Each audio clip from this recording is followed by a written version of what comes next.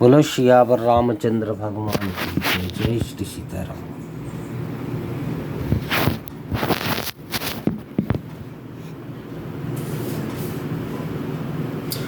यह शीतल हितकारी मधुर और कोमल सीख सुनने पर सीता जी को अच्छी नहीं लगी। वे इस प्रकार व्याकुल हो गई मानो शरद ऋतु के चंद्रमा की चांदनी लगते ही चकई व्याकुल हो उठती हो। सीता जी संकोचवश उत्तर नहीं देती। इन बातों को सुनकर कैकई तमक कर उठी। उसने मुनियों के वस्त्र आभूषण माला मेखला आदि और बर्तन कमंडलू आदि लाकर श्री रामचंद्र जी के आगे रख दिए और कोमल वाणी से कहा, हे रघुवीर, राजा को तुम प्राणों के समान प्रिय हो। भीरू प्रेम वश दुर्बल हृदय के राजा शील और स्नेह नहीं छोड़ेंगे। पुण्य सुंदर यश और परलोक चाहे नष्ट हो जाए पर तुम्हें वन जाने को वे कभी न कहेंगे।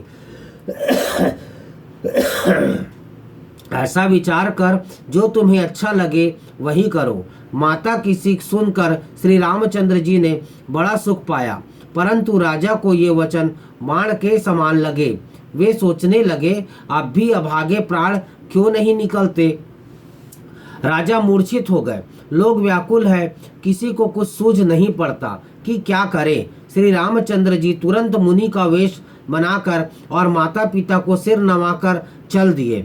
वन का सब साज सामान सज कर वन के लिए आवश्यक वस्तुओं को साथ लेकर श्री रामचंद्र जी, स्त्री श्री सीता जी और भाई लक्ष्मण जी सहित ब्राह्मण और गुरु के चरणों की वंदना करके सबको अचेत करके चले। राजमहल से निकलकर श्री रामचंद्र जी वशिष्ठ जी के दरवाजे पर जा खड़े हुए और देखा कि सब लोग विरह की अग्नि में जल रहे हैं। उन्होंने प्रिय वचन कहकर सबको समझाया। फिर श्री रामचंद्र जी ने ब्राह्मणों की मंडली को बुलाया।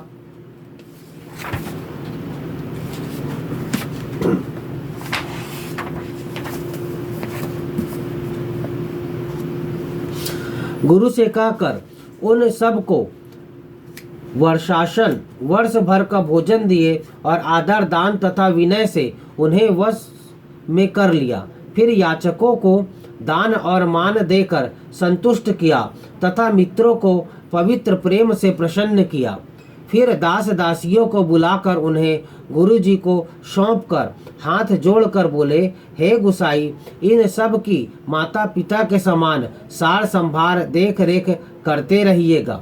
श्री रामचंद्र जी बार बार दोनों हाथ जोड़कर सबसे कोमल वाणी कहते हैं कि मेरा सब प्रकार से हितकारी मित्र वही होगा जिसकी चेष्टा से महाराज सुखी रहे।